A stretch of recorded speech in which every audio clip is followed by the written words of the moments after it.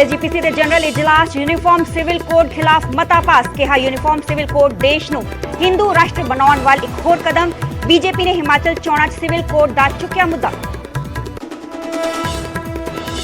बगावत के बावजूद भी कायम रहा अकाली दल का किला जित तो बाद बोले धामी कहा चोणां सी अकाली दल नूं सीधी चुनौती केंद्र ते पंजाब सरकार ते लाया दखल का इल्जाम बोले कई मैंबरां नूं आए फोन बीजेपी ते आप ने नकारे इल्जाम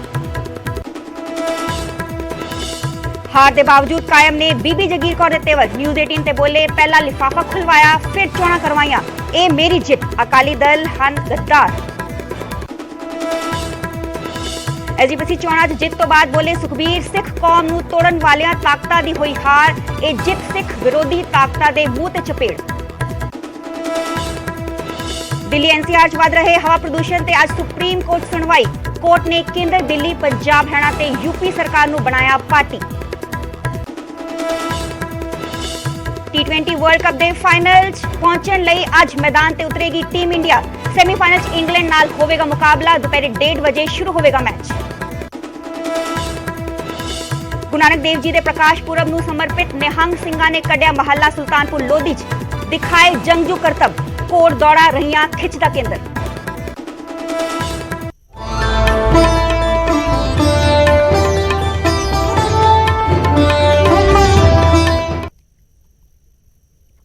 सत श्री अकाल जी मैं हाँ सरबजोत कौर न्यूज़ 18 पंजाब हरियाणा देख रहे सारे दर्शकों का स्वागत है बुलेटिन की शुरुआत करांगे एसजीपीसी के जनरल इजलास नाल जो कि पिछले दिन ही होया सीगा एसजीपीसी के जनरल इजलास अंदाजे के पिछले दिन ही एसजीपीसी प्रधान की चोण हुई सी तो उत्थे हरजिंदर सिंह धामी की जित हुई सी मुड़ तो एसजीपीसी के प्रधान हुए सी बने सी उत्थे बीबी जगीर कौर नूं 42 वोटां पईयां सीगियां ते काबिले गौर है कि एसजीपीसी के जनरल इजलास एक अहम मता पास किया गया एसजीपीसी वालों यूनीफॉर्म सिविल कोड का विरोध किया गया इस विरोध एक मता पास किया गया एसजीपीसी के जनरल इजलास काबिले गौर है कि एसजीपीसी का कहना है कि यूनीफॉर्म सिविल कोड देश नूं हिंदू राष्ट्र वाल ਵਧਾਉਣ ਦਾ ਇੱਕ ਕਦਮ है यूनीफॉर्म सिविल कोड देश हित ਵਿੱਚ नहीं है ਉੱਥੇ ਹੀ बीजेपी ने यूनीफॉर्म सिविल कोड लागू ਕਰਨ ਦਾ ਵਾਅਦਾ ਕੀਤਾ ਹੈ ਕਾबिले गौर है कि हिमाचल ਚ ਚੋਣਾਂ है विधान सभा चोणां 68 विधान सभा चोणां ਤੇ सीट ਤੇ ਕੱਲ ਚੋਣਾਂ ਪੈਣਗੀਆਂ VOTIंग ਹੋਏਗੀ ਤੇ ਉਸ ਦੌਰਾਨ ਹਿਮਾਚਲ ਚੋਣਾਂ ਲਈ ਮੈਨੀਫੈਸਟੋ ਜਾਰੀ ਕੀਤਾ ਗਿਆ ਉਸ ਚ बीजेपी ਨੇ ਵਾਅਦਾ ਕੀਤਾ ਹੈ ਕਿ यूनीफॉर्म सिविल कोड अप्लाई किया जाएगा यूनीफॉर्म सिविल कोड है कि आर्टिकल नंबर 44 भारतीय संविधान इसका जिक्र है जिसका मतलब है कि किसी भी caste religion creed adoption inheritance या डिवोर्स किसी भी जाति धर्म के लोगों लिए एक ही civil code uniform civil code apply होगा हालांकि इंडिया च यूनीफॉर्म सिविल कोड नहीं है गोवा ही भारत का इकल्ला सूबा है जिथे कि यूनीफॉर्म सिविल कोड अप्लाई होता है तो हुण हिमाचल चोणां लई एक मैनीफेस्टो जारी किया गया जिस बीजेपी ने वादा किया है कि यूनीफॉर्म सिविल कोड अप्लाई किया जाएगा देश से इसका विरोध किया है एसजीपीसी ने अपने जनरल इजलास एक मता पा के इसके खिलाफ एक मता पास किया है इसका विरोध किया है कि यूनीफॉर्म सिविल कोड देश नूं हिंदू राष्ट्र वाल वधाउण दा एक कदम है यूनीफॉर्म सिविल कोड देश हित विच नहीं है कि पिछले दिनों दे विच एक यूनीफॉर्म सिविल कोड जिहदी बहुत तेजी दे नाल हिमाचल दे विच और गुजरात दे विच प्रचार किया जा रहा कि लागू होगा ਉਹਨੂੰ भी ਅਸੀਂ कंडेम करते हैं ये यूनीफॉर्म सिविल कोड ये हिंदू तत्व के राष्ट्र वाल नूं एक पहला उन्हां दा कदम आ इस करके ਅਸੀਂ ਇਹਦੀ भी निखेधी की आ क्योंकि भारत वर्ष बहुत गिणती दे विच ਇਹਦੇ ਵਿੱਚ ਬਹੁਤ ਜਾਤਾਂ ਰਹਿੰਦੀਆਂ ਬਹੁਤ ਇਹਦੇ ਵਿੱਚ ਧਰਮ ਆ ਉਹ ਸਾਰੇ ਧਰਮਾਂ ਨੂੰ ਘੱਟ ਗਿਣਤੀਆਂ ਨੂੰ ਸਾਰਿਆਂ ਨੂੰ ਇਹਨਾਂ ਤੋਂ ਜਿਹੜਾ ਆ ਉਹ ਖਤਰਾ ਆ पंथक सियासत की सब तो वड्डी जंग श्रोमणी कमेटी के प्रधान की चोण नेपरे चढ़ चुकी है प्रधानगी एक बार मुड़ हरजिंदर सिंह धामी नूं मिली है पर जगीर कौर की बगावत ने बुधवार नूं जेड़ा कड़मस पाया उसकी चर्चा सिख पंथ आउंदे कई साल तक करेगा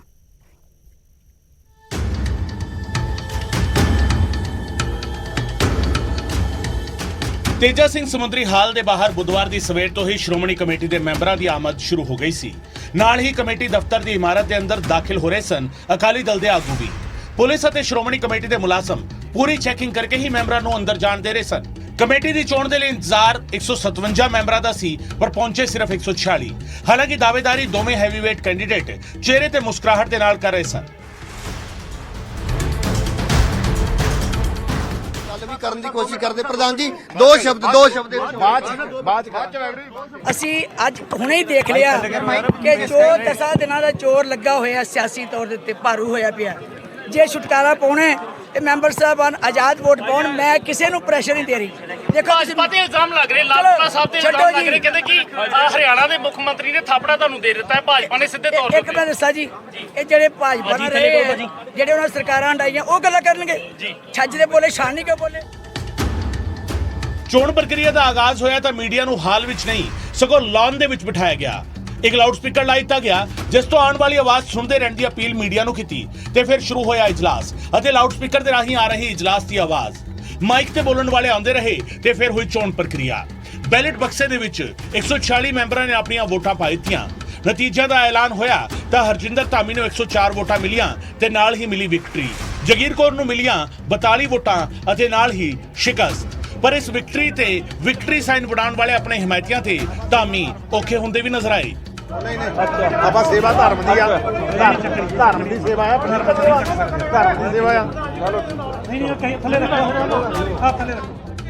ਧਾਮੀ ਸਾਹਿਬ ਇੱਕ ਵਾਰ ਫਿਰ ਤੋਂ ਪ੍ਰਧਾਨ ਚੁਣੇ ਗਏ ਹੋ, ਪਰ ਇਸ ਵਾਰ VOTING ਹੋਈ ਹੈ। ਇਸ ਵਾਰ VOTING ਪਿਛਲੀ ਵਾਰੀ ਵੀ ਹੋਈ ਸੀ, VOTING ਬੀਬੀ ਜਗੀਰ ਕੌਰ ਬਾਰੇ ਵੀ ਹੋਈ ਸੀ, ਹਰਜਿੰਦਰ ਸਿੰਘ ਧਾਮੀ ਬਾਰੇ ਵੀ ਹੋਈ, ਐਤਕੀ ਫੇਰ ਹੋਈ ਹੈ VOTING। ਧਾਮੀ ਸਾਹਿਬ ਕਿਵੇਂ ਦੇਖਦੇ ਹੋ?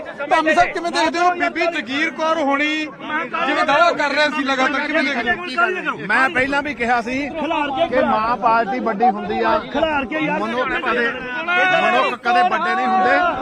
ਸੋ ਇਸ ਕਰਕੇ ਅੱਜ ਸ਼੍ਰੋਮਣੀ ਅਕਾਲੀ ਦਲ ਦੀ ਜਿੱਤ ਹੋਈ ਆ। ਨਾਲ ਭੁਗਤੇ ਕੋਈ ਵੱਡੀ ਗੱਲ ਹੈ ਜੀ। 40 ਮੁਕਤੇ ਸੀਗੇ ਤੇ ਮਾਤਾ ਭਾਗੋ ਦਾ ਨਾਂ ਰੋਸ਼ਨ ਹੋ ਗਿਆ ਸੀਗਾ। ਉਹ ਇਤਿਹਾਸ ਦੇ ਪੰਨਿਆਂ ਵਿੱਚ, ਉਹ ਇਤਿਹਾਸ ਦੇ ਵਿੱਚ ਆਪਾਂ ਦੇਖੀਏ ਤੇ ਜੇ ਮੇਰੇ ਨਾਲ ਬਤਾਣੀ ਤੁਰੇ ਇਹਦਾ ਮਤਲਬ ਖਾਲਸਾ ਪੰਥ ਦੀ ਸੋਚ ਵਾਲੇ ਇੰਨੇ ਕੁ ਹੈਗੇ ਆ। ਸੋ ਧਾਮੀ ਦੀ ਬਤੌਰ ਪ੍ਰਧਾਨ ਦੂਜੀ ਇਨਿੰਗ ਸ਼ੁਰੂ ਹੋ ਗਈ ਹੈ ਅਤੇ 2022 ਤੱਕ ਸੀਮਤ ਰਹਿਣ ਵਾਲੇ ਵਿਰੋਧੀਆਂ ਨੂੰ 42 ਤੱਕ ਲਿਜਾ ਕੇ 4 ਵਾਰ ਦੀ ਪ੍ਰਧਾਨ ਰਹੀ ਜਗੀਰ ਕੌਰ ਨੇ ਬਗਾਵਤ ਦੀ ਡਬਲ ਡੋਜ਼ ਸ਼੍ਰੋਮਣੀ ਕਮੇਟੀ ਨੂੰ ਦੇ ਦਿੱਤੀ ਹੈ। ਸ਼ਾਇਦ ਇਹੀ ਵਜ੍ਹਾ ਹੈ ਕਿ ਜਦੋਂ 15 ਮੈਂਬਰੀ ਕਾਰਜਕਾਰਨੀ ਦੀ ਚੋਣ ਹੋਈ ਤਾਂ 4 ਅਹੁਦੇਦਾਰਾਂ ਦੇ ਨਾਲ ਅੰਤਰਿੰਗ ਕਮੇਟੀ ਦੇ 11 ਮੈਂਬਰਾਂ ਵਿੱਚ ਬੀਬੀ ਜਗੀਰ ਕੌਰ ਨੂੰ ਹਮਾਇਤ ਦੇਣ ਵਾਲੇ 3 ਮੈਂਬਰਾਂ ਨੂੰ ਵੀ ਸ਼ਾਮਿਲ ਕਰ ਲਿਆ ਗਿਆ। ਇਹਨਾਂ ਵਿੱਚ ਬਾਬਾ ਗੁਰਪ੍ਰੀਤ ਸਿੰਘ ਰੰਧਾਵਾ, ਸਰਦਾਰ ਭੁਪਿੰਦਰ ਸਿੰਘ ਅਸੰਧ ਅਤੇ ਸਰਦਾਰ ਮਲਕੀਤ ਸਿੰਘ ਚੰਗਾਲ ਸ਼ਾਮਿਲ ਨੇ। ਕੁੱਲ ਮਿਲਾ ਕੇ 2022 ਦੀ ਸ਼੍ਰੋਮਣੀ ਕਮੇਟੀ ਦੇ ਪ੍ਰਧਾਨ ਦੀ ਚੋਣ ਕਈ ਸਾਰੀਆਂ ਅਜਿਹੀਆਂ ਤਸਵੀਰਾਂ ਪੇਸ਼ ਕਰ ਗਈ ਹੈ ਜਿਨ੍ਹਾਂ ਦੇ ਨਾਲ ਨਵੀਂ ਸ਼ੁਰੂਆਤ ਹੁੰਦੀ ਨਜ਼ਰ ਆਵੇਗੀ। ਅੰਮ੍ਰਿਤਸਰ ਤੋਂ ਰਾਜੀਵ ਸ਼ਰਮਾ ਦੇ ਨਾਲ ਨਪਿੰਦਰ ਬਰਾੜ ਦੀ ਰਿਪੋਰਟ, ਨਿਊਜ਼ 18 ਪੰਜਾਬ।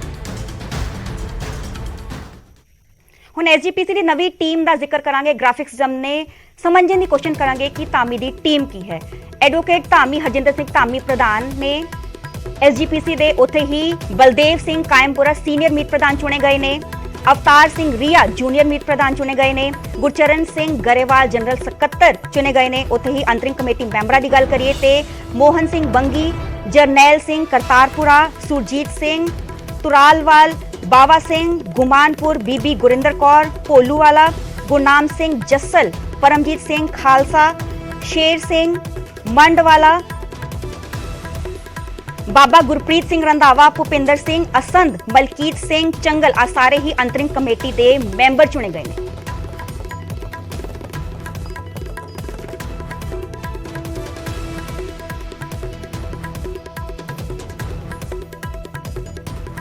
ਪ੍ਰਧਾਨਗੀ ਦੇ ਨਤੀਜੇ ਬਾਅਦ ਹਰਜਿੰਦਰ ਧਾਮੀ ਵਿਰੋਧੀਆਂ ਤੇ ਜੰਮ ਕੇ ਵਰੇ ਤੇ ਬੀਜੇਪੀ ਤੋਂ ਲੈ ਕੇ ਪੰਜਾਬ ਸਰਕਾਰ ਨੂੰ ਕਟਹਿਰੇ 'ਚ ਖੜਾ ਕਰ ਦਿੱਤਾ ਤੇ ਸ਼੍ਰੋਮਣੀ ਕਮੇਟੀ ਚੋਣਾਂ 'ਚ ਦਖਲ-ਅੰਦਾਜ਼ੀ ਦੇ ਇਲਜ਼ਾਮ ਲਗਾ ਦਿੱਤੇ ਤਾਂ ਅੱਗੋਂ ਬੀਬੀ ਜਗੀਰ ਕੌਰ ਦੇ ਤੇਵਰ ਵੀ ਸਖਤ ਨਜ਼ਰ ਆਏ ਤੇ ਧਾਮੀ ਦੇ ਅੰਦਾਜ਼ 'ਚ ਹੀ ਗੰਭੀਰ ਇਲਜ਼ਾਮ ਲਗਾ ਦਿੱਤੇ।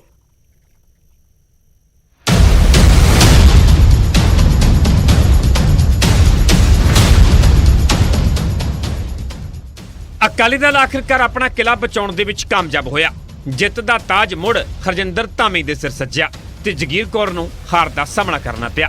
ਤੇ ਜਦੋਂ ਜਿੱਤ ਤੋਂ ਬਾਅਦ ਹਰਜਿੰਦਰ ਧਾਮੀ ਦਾ ਸਾਹਮਣਾ ਮੀਡੀਆ ਦੇ ਨਾਲ ਹੋਇਆ ਤਾਂ ਧਾਮੀ ਦੇ ਚਿਹਰੇ ਤੇ ਜਿੱਤ ਦਾ ਸਕੂਨ ਤਾਂ ਨਜ਼ਰ ਆਇਆ ਹੀ, ਪਰ ਨਾਲ ਹੀ ਵਿਰੋਧੀਆਂ ਨੂੰ ਲੈ ਕੇ ਸੁਰ ਪਹਿਲਾਂ ਵਾਂਗ ਹੀ ਤਿੱਖੇ ਨਜ਼ਰ ਆਏ। ਤਾਂਗੂ ਜਗੀਰ ਕੌਰ ਨੇ ਵੀ ਗੱਦਾਰ ਤੱਕ ਸ਼ਬਦ ਵਰਤ ਦਿੱਤੇ ਤੇ ਦਾਅਵਾ ਕਲਚਰ ਬਦਲਣ ਦਾ ਵੀ ਕੀਤਾ। ਹੋਰਿਆਂ ਤੋਂ ਬਾਅਦ ਜੇ ਅੱਜ ਕਿਸੇ ਨੇ ਦਖਲਅੰਦਾਜ਼ੀ ਸ਼੍ਰੋਮਣੀ ਗੁਰਦੁਆਰਾ ਪ੍ਰਬੰਧਕ ਕਮੇਟੀ 'ਚ ਕੀਤੀ ਆ, ਚਾਹੇ ਉਹ ਦਿੱਲੀ ਦੇ ਵਿੱਚ ਹੋਵੇ, ਚਾਹੇ ਹਰਿਆਣੇ ਵਿੱਚ ਹੋਵੇ ਤੇ ਚਾਹੇ ਪੰਜਾਬ ਵਿੱਚ ਹੋਵੇ, ਉਹਦੀ ਵੀ ਪੁਰਜੋੜ ਅੱਜ ਦਾ ਹਾਊਸ ਜਿਹੜਾ ਨਖੇਤੀ ਕਰਦਾ। मैं जितनी है पहले लिफाफा खिलाया, फिर चोन कराई और डट के कह के आई है कि जेडे खालसा पंथ दे गद्दार है बख्शे नहीं जाएंगे, दोबारा चोन होएगी फिर सही मनुखिया होनी। ਮੁੜ ਐਸਜੀਪੀਸੀ ਪ੍ਰਧਾਨ ਬਣੇ ਹਰਜਿੰਦਰ ਧਾਮੀ ਇੱਥੇ ਨਹੀਂ ਰੁਕੇ ਤੇ ਮੁੜ ਬੀਜੇਪੀ ਤੇ ਪੰਜਾਬ ਸਰਕਾਰ ਨੂੰ ਘੇਰਦਿਆਂ ਸ਼੍ਰੋਮਣੀ ਕਮੇਟੀ ਮੈਂਬਰਾਂ ਨੂੰ ਫੋਨ ਕਰਨ ਦੇ ਇਲਜ਼ਾਮ ਲਗਾ ਦਿੱਤੇ। ਤਾਗੂ ਜਗੀਰ ਕੌਰ ਨੇ ਵੀ ਧਾਮੀ ਦੇ ਅੰਦਾਜ਼ ਦੇ ਵਿੱਚ ਹੀ ਜਵਾਬ ਦਿੱਤਾ। ਅੱਜ ਜਿਹੜੀ ਚੁਣੌਤੀ ਸੀ ਸੈਂਟਰ ਦੀ ਸਰਕਾਰ, ਪੰਜਾਬ ਦੀ ਸਰਕਾਰ, ਆ ਬਹੁਤ ਸਾਰੇ ਮੈਂਬਰ ਸਾਹਿਬਾਨ ਮੇਰੇ ਦਿਵਾਲੇ ਬੈਠੇ ਆ, ਕੱਲੇ ਕੱਲੇ ਨੂੰ ਟੈਲੀਫੋਨ ਵੀ ਤੁਹਾਡਾ ਦੱਸੋ ਕੀ ਇੰਤਜ਼ਾਮ ਕਰਦੇ ਆ। ਇਹ ਮੈਂ ਸਮਝਦਾ ਧਰਮ ਦੇ ਵਿੱਚ ਸਿੱਧੀ ਦਖਲਅੰਦਾਜ਼ੀ ਆ, ਜਿਹਦਾ ਅੱਜ ਮੂੰਹ ਤੋੜਵਾਂ ਜਵਾਬ ਜਿਹੜਾ ਆ ਉਹ ਅੱਜ ਦਿੱਤਾ ਗਿਆ। मैं ना कहीं गिनिया सी ना मैं किसी के घर गई सी बहुता, ना मैं थ्रेट दिता ना कोई प्रेशर पाया। खालसे परख दे अगर ऐसी की सी भी जिन्ने भी वोटा पा सकते, पर यह नहीं सिक्या कि जे बीबी नूं सत श्री अकाल बुलाओगे तो साडा कोई साथ नहीं, ऐदा थ्रेट दिता इन्होंने। ਜਿੱਤ ਦੇ ਬਾਅਦ ਵੀ ਧਾਮੀ ਦੇ ਵਿਰੋਧੀਆਂ ਤੇ ਤੇਵਰ ਸਖਤ ਨੇ ਤੇ ਇਲਜ਼ਾਮ ਪਹਿਲਾਂ ਵਾਲੇ ਹੀ ਲਗਾਏ ਜਾ ਰਹੇ ਨੇ। ਇਸ ਕਰਕੇ ਅਕਾਲੀ ਦਲ ਇਸ ਜਿੱਤ ਨੂੰ ਵੱਡਾ ਕਰਕੇ ਵੇਖ ਰਿਹਾ ਹੈ, ਪਰ ਨਾਲ ਹੀ ਬੀਬੀ ਜਗੀਰ ਕੌਰ ਵੀ ਇਸ਼ਾਰਾ ਕਰ ਗਏ ਨੇ ਕਿ ਅਜੇ ਸ਼ੁਰੂਆਤ ਹੈ। ਅੰਮ੍ਰਿਤਸਰ ਤੋਂ ਰਾਜੀਵ ਸ਼ਰਮਾ ਦੇ ਨਾਲ ਨਪਿੰਦਰ ਬਰਾੜ, ਨਿਊਜ਼ 18 ਪੰਜਾਬ। ਸ਼੍ਰੋਮਣੀ ਕਮੇਟੀ ਦੇ ਅਹੁਦੇਦਾਰ ਚੁਣ ਲਏ ਗਏ ਨੇ। ਸ਼੍ਰੋਮਣੀ ਅਕਾਲੀ ਦਲ ਦੇ ਪ੍ਰਧਾਨ ਸੁਖਬੀਰ ਬਾਦਲ ਦੀ ਸਿਆਸੀ ਮੈਨੇਜਮੈਂਟ ਅਸਰਦਾਰ ਰਹੀ ਅਤੇ ਕੰਮ ਕਰ ਗਈ, ਪਰ ਕਈ ਸਵਾਲ ਸਿਆਸੀ ਧਿਰਾਂ ਸਾਹਮਣੇ ਖੜੇ ਕਰ ਗਈ, ਜਿਸ ਤੇ ਜਵਾਬ ਅਦੇ ਵੀ ਦਿੱਤੇ ਜਾਣੇ ਨੇ।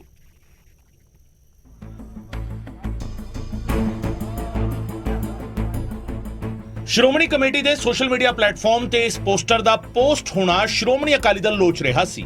ਇਹੀ ਵਜ੍ਹਾ ਸੀ ਕਿ ਇਸ ਪੋਸਟ ਮਗਰੋਂ ਪਾਰਟੀ ਪ੍ਰਧਾਨ ਨੇ ਵੀ ਦਿੱਤੀ ਹਰਜਿੰਦਰ ਸਿੰਘ ਧਾਮੀ ਹੋਰਾਂ ਨੂੰ ਵਧਾਈ। ਇੱਕ ਹੋਰ ਪੋਸਟਰ ਪੋਸਟ ਕਰਕੇ ਪਾਰਟੀ ਪ੍ਰਧਾਨ ਨੇ ਕਮੇਟੀ ਪ੍ਰਧਾਨ ਚੁਣੇ ਜਾਣ ਤੇ ਧਾਮੀ ਨੂੰ ਵਧਾਈ ਦਿੱਤੀ, ਪਰ ਪਾਰਟੀ ਦੇ ਬੁਲਾਰਿਆਂ ਨੇ ਜਿੱਤ ਦੇ ਮੌਕੇ ਵੀ ਵਿਰੋਧੀਆਂ ਨੂੰ ਘੇਰਨ ਦਾ ਮੌਕਾ ਖੁੰਝਿਆ ਨਹੀਂ।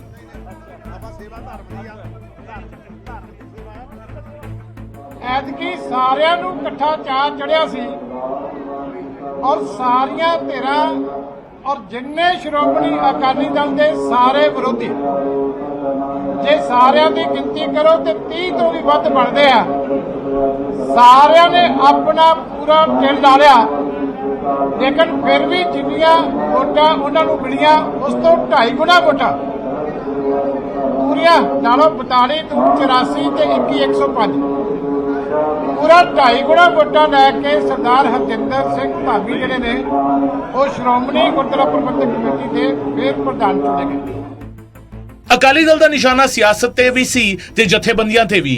ਜਵਾਬ ਵੀ ਸਾਰਿਆਂ ਨੇ ਦਿੱਤਾ, ਸਰਕਾਰ ਦੇ ਬੁਲਾਰਿਆਂ ਨੇ ਵੀ, ਸਿਆਸੀ ਧਿਰਾਂ ਨੇ ਵੀ ਅਤੇ ਜਥੇਬੰਦੀਆਂ ਨੇ ਵੀ। ਇਹ ਹੁਣ ਕਹਿ ਦੇਣਾ ਵੀ ਜੇ ਜਿੱਤ ਗਏ ਆ, ਬਣ ਗਏ ਆ ਤੇ ਉਸ ਤੋਂ ਬਾਅਦ ਭਾਜਪਾ ਦੇ ਨਾਲ ਬਾਕੀਆਂ ਨੂੰ ਵੀ ਰਗੜ ਦੋ, ਇਹ ਗੱਲ ਠੀਕ ਨਹੀਂ। Aam Aadmi party secular party ਹੈ, ਕਿਸੇ ਵੀ ਧਾਰਮਿਕ ਮਸਲਿਆਂ 'ਚ ਦਖਲਅੰਦਾਜ਼ੀ ਅਸੀਂ ਨਾ ਪਹਿਲਾਂ ਦਿੱਤੀ ਹੈ, ਨਾ ਹੁਣ ਦਿੱਤੀ ਹੈ, ਨਾ ਗਾਂ ਦੇਵਾਂਗੇ। ਮੇਰਾ ਖਿਆਲ ਜਿਹੜਾ ਨਾ ਸਮਝ ਪੋਲੀਟੀਸ਼ੀਅਨ ਹੋਊ ਨਾ, ਜਾਂ ਦੂਸਰਿਆਂ ਨੂੰ ਬੇਵਕੂਫ ਸਮਝਦਾ ਉਹ ਬੋਲੂਗਾ।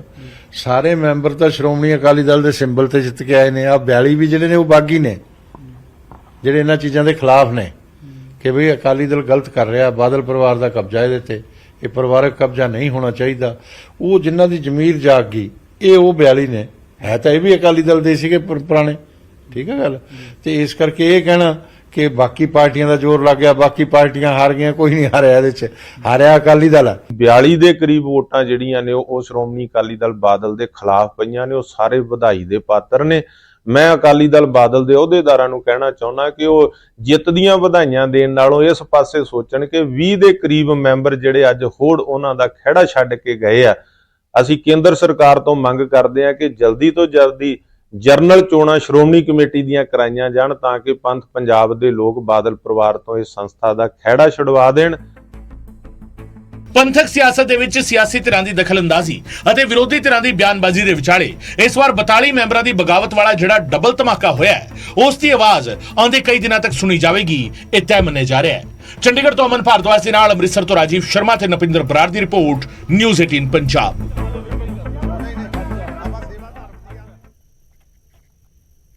ਹੁਣ ਜ਼ਿਕਰ ਕਾਂਗਰਸ ਆਗੂ ਕਮਲਨਾਥ ਦਾ। ਕਮਲਨਾਥ ਇੰਦੌਰ ਦੇ ਇੱਕ ਧਾਰਮਿਕ ਸਮਾਗਮ 'ਚ ਪਹੁੰਚੇ ਤੇ ਜਦੋਂ ਪ੍ਰਬੰਧਕਾਂ ਵੱਲੋਂ ਸਨਮਾਨਿਤ ਕੀਤਾ ਗਿਆ ਤਾਂ ਵਿਵਾਦ ਖੜਾ ਹੋ ਗਿਆ। ਮੰਚ ਤੋਂ ਹੀ ਰਾਗੀ ਨੇ ਪ੍ਰਬੰਧਕਾਂ ਨੂੰ ਫਟਕਾਰ ਲਗਾ ਦਿੱਤੀ ਤਾਂ ਇਸ ਦਾ ਸੇਕ ਸਿਆਸੀ ਫਿਜ਼ਾ ਵਿੱਚ ਵੀ ਪਹੁੰਚ ਗਿਆ।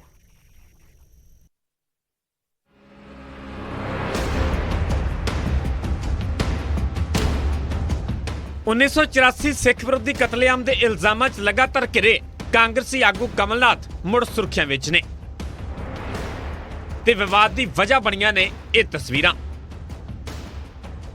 ਦਰਅਸਲ ਮੌਕਾ ਸੀ ਇੱਕ ਧਾਰਮਿਕ ਸਮਾਗਮ ਜੋ ਕਿ ਮੱਧ ਪ੍ਰਦੇਸ਼ ਦੇ ਇੰਦੌਰ ਦੇ ਵਿੱਚ ਰੱਖਿਆ ਗਿਆ ਸੀ ਤੇ ਇਸੇ ਸਮਾਗਮ 'ਚ ਕਮਲਨਾਥ ਵੀ ਪਹੁੰਚੇ ਹੋਏ ਸਨ ਤੇ ਕਮੇਟੀ ਵੱਲੋਂ ਕਮਲਨਾਥ ਨੂੰ ਸਨਮਾਨਿਤ ਵੀ ਕਰ ਦਿੱਤਾ ਗਿਆ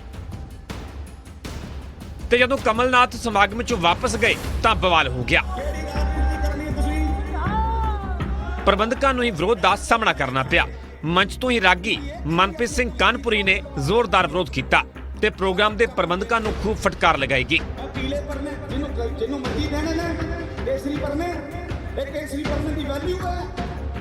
ਇੱਥੋਂ ਤੱਕ ਕਹਿ ਦਿੱਤਾ ਕਿ ਜੇ ਤੁਹਾਡੀ ਜ਼ਮੀਰ ਜ਼ਿੰਦਾ ਹੁੰਦੀ ਤੇ ਅੱਜ ਇਹ ਨਾ ਹੁੰਦਾ। ਤੁਹਾਡੇ ਅੰਦਰ ਹੈ ਹੀ ਨਹੀਂ ਜ਼ਮੀਰ, ਤੁਸੀਂ ਬਹਿ ਕੇ ਚੁੱਪ ਕਰਕੇ ਸਭ ਕੁਝ ਦੇਖਿਆ। ਮਰੀ ਹੋਈ ਕੌਮ ਹੈ ਸਾਡੀ, ਮਰੀ ਹੋਈ। ਤੁਹਾਡੇ ਪੱਲੇ ਕੱਖ ਨਹੀਂ ਹੈ। ਔਰ ਯਾਦ ਰੱਖੋ ਮੇਰੀ ਗੱਲ ਹੀ, ਨੋਟ ਕਰ ਲਿਓ, ਦੁਬਾਰਾ ਭੁਗਤੋਗੇ। ਕਮਲਨਾਥ ਵਾਲੀਆਂ ਤਸਵੀਰਾਂ ਸਾਹਮਣੇ ਆਉਣ ਦੇ ਬਾਅਦ ਸਿਆਸਤ ਵੀ ਗਰਮਾ ਗਈ ਹੈ। ਬੀਜੇਪੀ ਆਗੂ ਮਨਜਿੰਦਰ ਸਿਰਸਾ ਨੇ ਜਿੱਥੇ ਕਮਲਨਾਥ ਦੇ ਬਹਾਨੇ ਸਰਕਾਰ ਨੂੰ ਨਿਸ਼ਾਨੇ ਤੇ ਲਿਆ, ਉੱਥੇ ਆਪਣੀ ਸਰਕਾਰ ਅੱਗੇ ਵੀ ਮੰਗ ਰੱਖ ਦਿੱਤੀ। ਇਹ ਦਰਦ ਔਰ ਪੀੜਾ ਅੱਜ ਵੀ ਉਨੀ ਆ ਔਰ 1984 ਦੇ ਕਾਤਲ ਜਦੋਂ ਸਾਡੇ ਸਾਹਮਣੇ ਹੁੰਦੇ ਨੇ ਤੇ ਕਿੰਨੀ ਤਕਲੀਫ ਹੁੰਦੀ ਆ, ਕਿੰਨਾ ਦਰਦ ਹੁੰਦਾ ਏ। ਕਾਂਗਰਸ ਨੂੰ ਅੱਜ ਇਸ ਗੱਲ ਨੂੰ ਧਿਆਨ 'ਚ ਲਿਆਉਣ ਦੀ ਬਹੁਤ ਲੋੜ ਆ ਕਿ ਅੱਜ ਵੀ ਸਾਡੇ ਜ਼ਖਮ ਹਰੇ ਨੇ ਔਰ ਅਸੀਂ ਉਸ ਦੁੱਖ ਨੂੰ ਭੁੱਲੇ ਨਹੀਂ।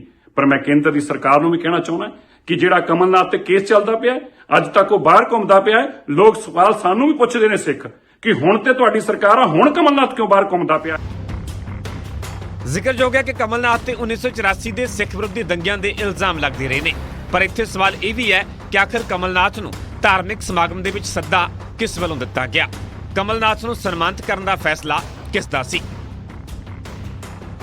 Bureau report, news 18 Punjab. ਹੁਣ ਤੱਕ ਸਰਹੱਦ ਤੇ ਡਰੋਨ ਆਉਣ ਦੀਆਂ ਖਬਰਾਂ ਸੁਣੀਆਂ ਸਨ, ਪਰ ਅੱਜ ਲਾਈਵ ਫੌਜ ਤੇ ਪੁਲਿਸ ਦਾ ਆਪਰੇਸ਼ਨ ਵਿਖਾਉਂਦੇ ਕਿਉਂਕਿ ਬੇਹੱਦ ਹੀ ਵੱਡੇ ਆਕਾਰ ਦਾ ਡਰੋਨ ਬਰਾਮਦ ਹੋਇਆ।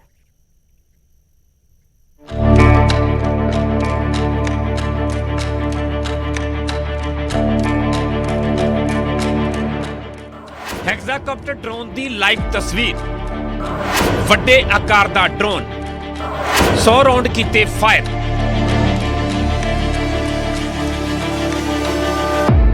ਫਿਰੋਜ਼ਪੁਰ ਸਰਹੱਦ ਦੇ ਕੋਲ ਅੱਜ ਜਿਹੜਾ ਇੱਕ ਪਾਕਿਸਤਾਨੀ ਡਰੋਨ ਨੇ ਮੂਵਮੈਂਟ ਕੀਤੀ ਔਰ ਇਹ ਡਰੋਨ ਨੇ ਮੂਵਮੈਂਟ ਇੱਕ ਵਾਰ ਨਹੀਂ ਕਰੀਬ 4 ਵਾਰ ਜਿਹੜੀ ਹੈ ਡਰੋਨ ਨੇ ਮੂਵਮੈਂਟ ਕੀਤੀ। ਜ਼ਮੀਨ ਤੇ ਪਿਆ ਹੈਕਸਾਕਾਪਟਰ ਡਰੋਨ ਹੈ। ਨਾ ਤੋਂ ਹੀ ਅੰਦਾਜ਼ਾ ਲੱਗਦਾ ਹੈ ਕਿ ਡਰੋਨ ਜਹਾਜ਼ ਦੇ ਆਕਾਰ ਦਾ ਹੈ। ਇਹ ਆਮ ਡਰੋਨ ਦੇ ਨਾਲੋਂ ਜ਼ਿਆਦਾ ਵੱਡੇ ਆਕਾਰ ਦਾ ਹੈ। ਹੁਣ ਤੱਕ ਸਿਰਫ ਖਬਰਾਂ ਸੁਣੀਆਂ, ਪਰ ਇਹ ਫਿਰੋਜ਼ਪੁਰ ਭਾਰਤ-ਪਾਕ ਬਾਰਡਰ ਦੀ BOP ਜਗਦੀਸ਼ ਸਰਹੱਦ ਤੋਂ ਡਰੋਨ ਦੀ ਲਾਈਵ ਤਸਵੀਰ ਹੈ। ਤਾਂ ਦੂਜੀ ਤਸਵੀਰ ਗੁਰਦਾਸਪੁਰ ਦੀ ਚੌਤਰਾ ਬਾਰਡਰ ਦੀ ਹੈ, ਜਿੱਥੇ ਪਾਕਿਸਤਾਨ ਵਾਲੇ ਪਾਸਿਓਂ ਆਏ ਗੁਬਾਰੇ ਨੂੰ ਬਰਾਮਦ ਕੀਤਾ ਗਿਆ, ਜਿਸ ਤੇ ਜਵਾਨਾਂ ਨੇ 6 ਰਾਉਂਡ ਫਾਇਰ ਕਰ ਦਿੱਤੇ।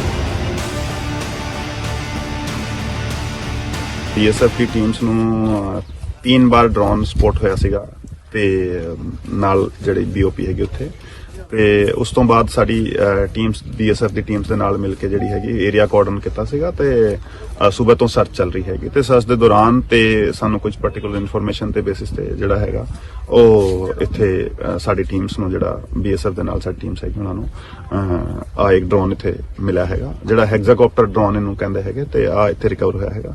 ਤੇ ਫਰਦਰ ਜਿਹੜਾ ਅਸੀਂ ਇਨਵੈਸਟੀਗੇਟ ਕਰ ਰਹੇ ਹਾਂ ਤੇ ਅਸੀਂ ਸਸਪੈਕਟ ਕਰ ਰਹੇ ਹਾਂ ਕਿ ਆ ਉਹੀ ਡਰੋਨ ਹੈਗਾ ਜਿਹੜਾ ਕੱਲ ਰਾਤ ਨੂੰ 3 ਵਾਰ ਸਪੋਟ ਹੋਇਆ ਸੀਗਾ। ਫੌਜ ਤੇ ਪੁਲਿਸ ਇਸ ਨੂੰ ਵੱਡੀ ਕਾਮਯਾਬੀ ਮੰਨ ਰਹੇ ਨੇ। ਡਰੋਨ ਦੇ ਆਕਾਰ ਤੇ ਵੈਰਾਈਟੀ ਵੱਖੋ ਵੱਖਰੀ ਹੈ, ਪਰ ਮਨਸੂਬੇ ਇੱਕੋ ਹੀ ਨੇ। ਡਰੋਨ ਦੀ ਬਰਾਮਦਗੀ ਤੋਂ ਬਾਅਦ ਇਲਾਕੇ 'ਚ ਸਰਚ ਆਪਰੇਸ਼ਨ ਵੀ ਚਲਾਇਆ ਜਾ ਰਿਹਾ ਹੈ। ਇੱਥੇ ਤਸਵੀਰਾਂ 'ਚ ਦਿਖਾ ਰਿਹਾ ਕਿ ਪੰਜਾਬ ਪੁਲਿਸ ਔਰ BSF ਦੇ ਅਧਿਕਾਰੀ ਇੱਥੇ ਪਹੁੰਚੇ ਹੋਏ ਆ ਜੋ ਸਰਚ ਆਪਰੇਸ਼ਨ ਕਰ ਰਹੇ ਆ ਔਰ ਚੱਪੇ ਦੇ ਉੱਪਰ ਸਰਚ ਕੀਤਾ ਜਾ ਰਿਹਾ ਔਰ ਵੱਡੇ ਅਧਿਕਾਰੀ ਜਿਹੜੇ ਆ ਖੁਦ ਇੱਥੇ ਪਹੁੰਚੇ ਆ ਕਿਉਂਕਿ ਜਿਹੜੀ ਡਰੋਨ ਦਾ ਸਾਈਜ਼ ਹੈ ਉਹ ਕਾਫੀ ਵੱਡਾ ਹੈ। हमारा ड्रोन नजर आया, हमें आवाज सुनी हमारे, और जो अलर्ट ट्रूप्स थे हमारे उन्होंने काफी हैवी फायर किया उसके ऊपर और उसकी जो ऊंचाई थोड़ी कम थी तो इसलिए हमें पूरा श्योर थे कि वो ड्रोन को जो बुलेट हिट की है तो रात को ही हमने जो डेप्थ एरिया में जो हमारा डिप्लॉयमेंट है यहाँ पे और ये पार्टियां पेट्रोलिंग में थी, उनको सबको अलर्ट किया और हमने एरिया को कॉर्डन भी करा। रात भर सर्च चली और मॉर्निंग में भी सर्च चली और मॉर्निंग में हम लोग को ये पता लगा कि यहाँ पे ड्रोन गिरा हुआ है। ਜ਼ਿਕਰਯੋਗ ਹੈ ਕਿ ਫਾਜ਼ਿਲਕਾ, ਫਿਰੋਜ਼ਪੁਰ, ਗੁਰਦਾਸਪੁਰ ਅਜਿਹੀ ਕੋਈ ਸਰਹੱਦ ਨਹੀਂ ਹੈ ਜਿੱਥੇ ਡਰੋਨ ਨਾ ਆਉਂਦੇ ਹੋਣ। ਯਾਨੀ ਸਰਹੱਦ ਪਾਰ ਬੈਠੇ ਲਗਾਤਾਰ ਵੱਡੀਆਂ ਤਾਕਤਾਂ ਨਾਪਾਕ ਸਾਜ਼ਿਸ਼ਾਂ ਨੂੰ ਅੰਜਾਮ ਦੇ ਰਹੇ ਨੇ ਤੇ ਪੁਲਿਸ ਤੇ ਫੌਜ ਦੁਸ਼ਮਣਾਂ ਦੀ ਸੋਚੀ ਤਕਨੀਕ ਦੇ ਦਾਇਰੇ ਨੂੰ ਬਖੂਬੀ ਜਾਣਦੀ ਹੈ। ਉਮੀਦ ਕੀਤੀ ਜਾ ਰਹੀ ਹੈ ਕਿ ਜੋ ਵੀ ਜੇ ਪਾਕਿਸਤਾਨ ਨੇ ਕੋਈ ਨਾਪਾਕ ਹਰਕਤ ਕੀਤੀ ਹੋਈ ਤਾਂ ਉਸ ਨੂੰ ਨਾਕਾਮ ਕਰਨ ਦੇ ਲਈ ਦੇਸ਼ ਦੀਆਂ ਸੁਰੱਖਿਆ ਏਜੰਸੀਆਂ ਲੱਗੀਆਂ ਹੋਈਆਂ ਨੇ। ਫਿਰੋਜ਼ਪੁਰ ਤੋਂ ਕੈਮਰਾਮੈਨ ਦੇ ਨਾਲ ਮਨਦੀਪ ਕੁਮਾਰ, ਨਿਊਜ਼ 18 ਪੰਜਾਬ। ਹੁਣ ਗੱਲ ਨਸ਼ੇ ਦੀ। ਪੰਜਾਬ 'ਚ ਨਸ਼ਾ ਰੁਕਣ ਦਾ ਨਾਮ ਹੀ ਨਹੀਂ ਲੈ ਰਿਹਾ। ਆਏ ਦਿਨ ਨਸ਼ੇ ਦੇ ਨਾਲ ਮੌਤਾਂ ਹੋ ਰਹੀਆਂ ਹਨ। ਤਾਜ਼ਾ ਮਾਮਲਾ ਬਟਾਲਾ ਦੇ ਫੋਕਲ ਪੁਆਇੰਟ ਦਾ ਹੈ, ਜਿੱਥੇ ਨਸ਼ੇ ਦੀ ਓਵਰਡੋਜ਼ ਕਾਰਨ 5 ਭੈਣਾਂ ਦੇ ਇਕਲੌਤੇ ਭਰਾ ਨੇ ਮੌਤ ਹੋ ਗਈ।